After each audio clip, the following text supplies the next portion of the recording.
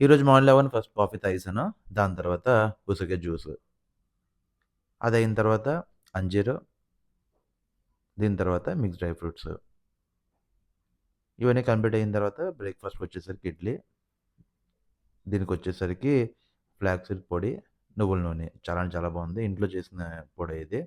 దీంతో పాటు బొంబాయి చట్నీ. ఇది మరీ ఇంకా బావుంది. అదిరిపోయిందిది. దాని తర్వాత పనుంటే బయటికెళ్ళాను. మంచి ఎండగా ఉంది. అయితే పని చూసుకొని ఇంటికొచ్చేసాను. ఇంటికి రాగానే దోసకాయ తిన్నాను. అదయిన తర్వాత జంతికలు కూడా తిన్నాను నోరు చప్పకుందని చెప్పి. లంచ్‌కొచ్చేసరికి రోటీ, దాంతో పాటు పెసరపప్పు, కాలీఫ్లవర్ కర్రీ. చాలా చాలా బావుంది. అదయిన తర్వాత కొబ్బరికాయ ఇంకా బంగాళదుంప టమాటా కర్రీ. యాక్చువల్‌గా ఏంటంటే ఈ కూర తిని చాలా రోజులైంది. సో, మళ్ళీ రైస్ కలుపుకొని తిన్నాను ఒక ముద్ద. అది అయిపోయిన తర్వాత స్వీట్ ఏమైనా ఉంటే బావుంటదని చెప్పి ఒక రాగి లడ్డు తగిలించాను.